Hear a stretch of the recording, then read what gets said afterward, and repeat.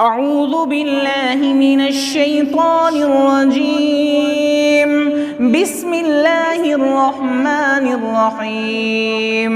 إذا وقعت الواقعة ليس لوقعتها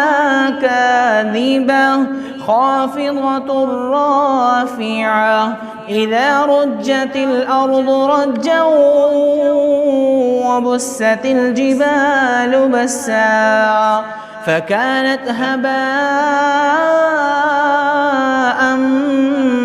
منبثا وكنتم أزواجا ثلاثا فأصحاب الميمنة ما أصحاب الميمنة وأصحاب المشأمة ما أصحاب المشأمة والسابقون السابقون أولئك المقربون في جنات النعيم ثلة من الأولين وقليل من الآخرين على سرر موضونة متكئين عليها متقابلين يطوف عليهم ولدان مخلدون بأكواب وأباريق وكأس من معين لا يصدعون عنها ولا ينزفون وفاكهة مما يتخيرون ولحم طير مما يشتهون وحور عين كأمثال اللؤلؤ المكنون جزاء بما كانوا يعملون لا يسمعون فيها لغوا ولا تأثيما إلا قيلا سلاما سلاما وأصحاب اليمين ما أصحاب اليمين في سدر مخضود وطلح منضود وظل ممدود وماء مكسوب وفاكهة كثيرة لا مقطوعة ولا ممنوعة وفرش مرفوعة إنا أنشأناهن إنشاء فجعلناهن أبكارا عربا أترابا لأصحاب اليمين ثلة من الأولين وثلة من الآخرين وأصحاب الشمال ما أصحاب الشمال في سموم وحميم وظل يحموم لا بارد ولا كريم إنهم كانوا قبل ذلك مترفين وكانوا يصرون على الحنث العظيم وكانوا يقولون أئذا متنا وكنا ترابا وعظاما أئنا لمبعوثون أو آباؤنا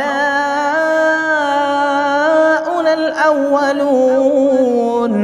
قل إن الأولين والآخرين لمجموعون إلى ميقات يوم معلوم ثم إنكم أيها الضالون لآكلون من شجر من زقوم فمالئون منها البطون فشاربون عليه من الحميم فشاربون شرب الهيم هذا نزلهم يوم الدين نحن خلقناكم فلولا تصدقون أفرأيتم ما تمنون أأنتم تخلقونه أم نحن الخالقون نحن قدرنا بينكم الموت وما نحن بمسبوقين على أن نبدل أمثالكم وننشئكم فيما لا تعلمون ولقد علمتم النشأة الأولى فلولا تذكرون أفرأيتم ما تحرثون أأنتم تزرعونه أم نحن الزارعون لو نشاء لجعلناه حطاما فظلتم تفكهون إنا لمغرمون بل نحن محرومون أفرأيتم الماء الذي تشربون أأنتم أنزلتموه من المزن أم نحن المنزلون لو نشاء جعلناه أجاجا فلولا تشكرون أفرأيتم النار التي تورون أأنتم أنشأتم شجرتها أم نحن المنشئون نحن جعلناها تذكرة ومتاعا للمقوين فسبح باسم ربك العظيم فلا أقسم بمواقع النجوم وإنه لقسم لو تعلمون عظيم إنه لقرآن كريم في كتاب مكنون لا يمسه إلا المطهرون تنزيل من رب العالمين أفبهذا الحديث أنتم مدهنون وتجعلون رزقكم أنكم تكذبون فلولا إذا بلغت الحلقوم وأنتم حينئذ